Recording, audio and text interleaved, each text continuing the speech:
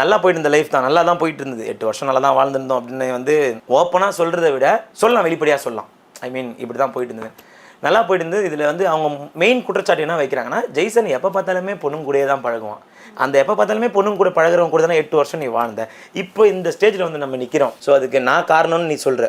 ஆனால் எதுக்கு அப்போ வந்து பிள்ளைங்களெல்லாம் விட்டு ஜெய்சன் வந்து இவ்வளோ ஒரு வெறித்தனமாக உன்னை அடித்து உங்ககிட்ட இருந்து வெளியே வரணும்னா, இது வந்து ஒரு சைடில் மட்டும் காரணம் இருக்காது, உன் சைட்லேயும் காரணம் இருந்தால் தான் நான் அடித்து என்னால் வெளியே வர முடியும். இத்தனை வருஷம் ஜெய்சன் பொண்ணுங்க கூட பழகி உன்னை அடிக்காதவன், இந்த மாதிரி அடிக்காதவன், இப்போ நீ பண்ணதுக்கு அடிச்சுட்டு வெளியே வந்தானா உன் சைடும் காரணம் இருக்கும். ஸோ தப்பு இல்லாமல் நான் எதுவுமே பண்ணல. அவங்கள நல்லா போயிட்டு இருந்த லைஃப் இப்போ 2-3 மந்த்ஸாக நாங்கள் வீடியோஸும் எதுவும் போடுறதில்ல.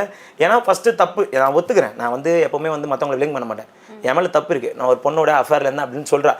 பட் நானும் அந்த பொண்ணு இப்போ செகண்ட் மேரேஜ்னு சொன்னாங்களே, ஸோ அவனும் நானும் சேம் ஆஃபீஸில் ஜஸ்ட் ஒரு ஃப்ரெண்டாக பழகிருந்தோம். நானும் அவளும் ஆர்சிபி ஃபேன்ஸ். ஸோ டெய்லி என்ன பண்ணாங்க, அந்த ஆர்சிபி ரீல்ஸ் எனக்கு அனுப்புறது, நான் அவங்களுக்கு அனுப்புறது, டெய்லி ஒரு ஃப்ரெண்ட்ஸாக தான் பழகிட்டு இருந்தோம். இப்போ என்ன பண்ணால் ஃபஸ்ட் டைம் என்ன பார்க்கும்போது ஃப்ரெண்ட்ஸாக இருந்தால் சரி, இதே பழக்கமாகி உங்களுக்கு வேறு மாதிரி ஆகிட போகுது அப்படின்னு சொன்னான். சரி, 1 நாள் சொல்லலாம், 2 நாள் சொல்லலாம், 3 நாள் சொல்லலாம்.